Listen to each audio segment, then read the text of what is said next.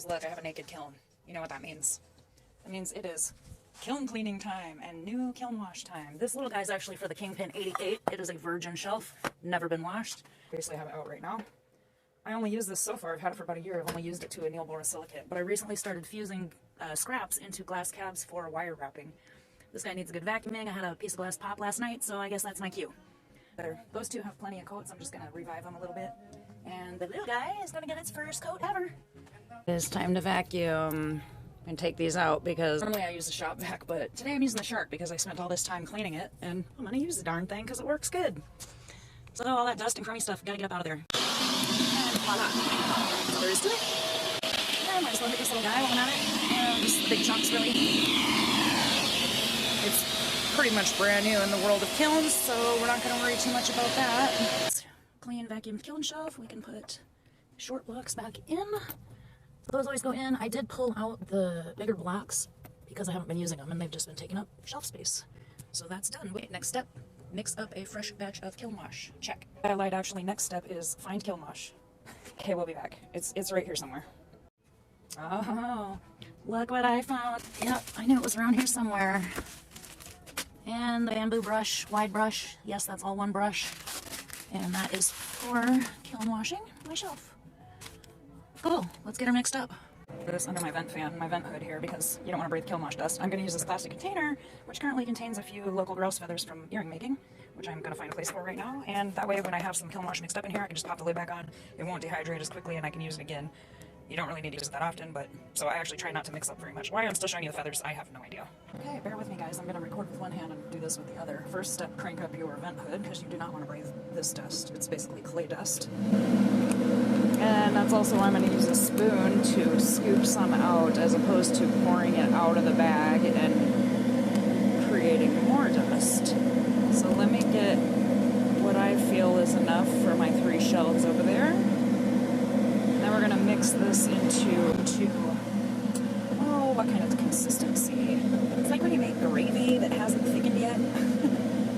Anyway, let me pay attention to what I'm doing here, because it's not a smart one-handed, and we'll be right back. I'm looking and guesstimating. I'm going to guess that that's about 1/4 of a cup, or maybe like, I don't know, let's see, 1, 2, 3, like 4 tablespoons-ish, something like that.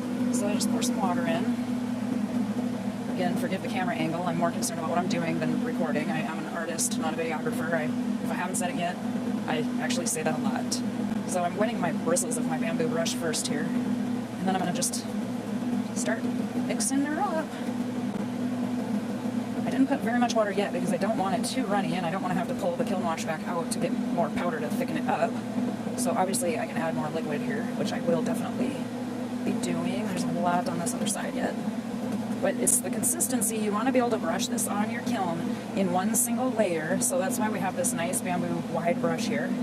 You don't want it like a thick, you don't want it like clay. I mean, it is like a clay dust, very thin. You want to be able to paint it on there and achieve a nice even coat in one stroke, essentially. And then without overlapping strokes, put another coat right next to it. And I don't need this crazy thick because I'm just kiln washing my shelves. Nothing has stuck to them. Nothing has, you know, made big divots or chunks in the current kiln wash. So I'm just going right over what it's already on there.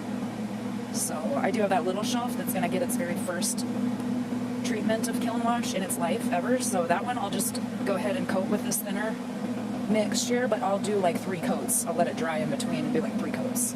The other ones have been fired tons of times with kiln wash already. I've been recently fusing some glass again, and I just want to give it kind of a fresh coat. I've had some pieces that have picked up some of the kiln wash, basically dust that's on the shelves currently. So I really just am trying to freshen that up, essentially. So this is kind of thin, but I think I'm going to go with it for the large shelves that are already coated. And then I'll see how it's doing before I decide what to do for the small shelf. This might not be enough to even do all 3, so it's pretty thin. The shelves are very porous, so it absorbs it very quickly, so you kind of want that. I mean, I'm actually pretty happy with this consistency. It's very runny. But again, the shelves are so dry, it's going to suck this right up, and it's going to dry in probably like 2 minutes. Here we go, guys. No, this is super thin. I have not even tried it yet, so it's also been a long time since I've done this, because I haven't been fusing any glass in a while, so here we go. This is how I do this one. This one is cut this way because that's what fits the Paragon 7. It's basically custom cut. Oh yeah, look at that. Now, once again, this is like clay, so you don't want to overlap it really. You just want to go right next to the last row that you did, because you don't need, essentially every time you hit it, you're putting on another layer. Even though it doesn't look, may not look like that. Let's just go this way for here. That's what happens. So, you know, you don't need it that thick. So which way you just really want to make sure you just pretty much get every spot one coat, you know? Boom, like that. You can obviously, you're not going to hurt anything. All you're doing is making it thicker. But, you know, you don't need to like sit and brush it on, brush it on, and brush it on, and brush it on, because what's happening is it's just like instantly soaking it up. I am going to hit this. There were some chips over here, so may as well double that up there.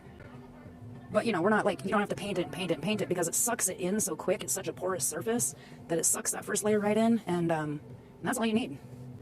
You don't need to continue like coating. And so as you can see, this looked really runny. It is pretty runny, but look at that. I mean, it's pretty much where I did a single coat, it's nearly dry already. And here we go again. Oh, you see that dust come up? Not a bad idea to wear a mask when you're doing this. Whoops, didn't get enough on my brush that time. Let's redo that there. Hit this part that didn't quite get very much on it. Well, that was a terrible stroke.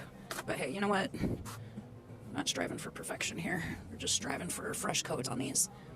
This is just a touch-up coat, so I'm not really too concerned about stuff like that and streaks. So there's that. Boom, those two are done. Now, the Virgin. See how we get this guy. I don't like trying to record at the same time. I don't have a good way to hold this, so I'm literally holding it. Even though this is square, it's brand new, you know? It's like, it's Maiden Voyage, in a way. Alright, here we go. Let's get this out of our way a little bit. Alright, here we go. 1, 2... Let's hit that a little more. This is its first ever kiln washing, so I'll actually let that dry and I'll give this one more coat. And it looks like I mixed up just enough to be able to do that. That is perfect. That means I don't have to even keep this hanging around. I can wash it up. I usually just dump it outside. It's like clay. I definitely don't put it down your drain. So dump it in like a wad of paper towels in a can or something, and coffee, and let it just dry, dehydrate out. It's wintertime in my basement. This will be dried in 2 seconds. I could also do that. I could let it dry and just reconstitute it with water when I want to use it again, except based on the teensy bit that's here, I think I'll just probably do the paper towel thing since it's winter time and I'm not going to take it out and dump it in the snow. Alright, there they are. We'll recoat this guy one more time. Those two are ready to go. I'm going to get some more glass on them. Get that bad boy fired up. So, in the nature to enable myself getting this cleaned up over here, I'm going to go ahead and slap this second coat on here. This is not totally dry, but you know what? Put a bullet in it. We're going to get her done. Boop. Good. Now I can clean up. See that? You can see where these are really drying out. This will be more of a chalky. All this is obviously still real wet. Alright, on a final note, I know it's dark over here. I'm at my basement utility sink. Clean your brush really good. I've cleaned this in a coffee can and I'll let that settle and I can pour most of the water off the top. And again, I can either let it dehydrate back into the powder of kiln wash. But anyway, clean this brush really good and keep it nice and flat. As you saw maybe at the beginning, once I have my other hand free, I will take this and smooth it out nice, but I'm going to let it dry really good and I keep it stored in a Ziploc bag so it keeps it shaped nicely. So yeah, make sure you take care of your brush. It's always nice to have a nice clean, uncrusted brush to use for your kiln wash. Here's my kiln wash brush after I washed it, and then I kind of reshape the bristles like that a little because that's how I want it to dry. Like I want it almost to be like it's new when I go and use it. Just aside and let it dry before repacking it back in its little Ziploc bag until future use. I'm not 100% dry yet, but I'm not starting it for quite a while yet. Not even ready. So there's the first shelf back in place. Well, now the temptation is too real. I tried to melt borosilicate glass in the fusing kiln and it didn't melt at all. I just put it in with a soft glass load and I didn't think it was going to get hot enough. Sure enough, it didn't. It literally did not move at all. That is where this little baby comes in.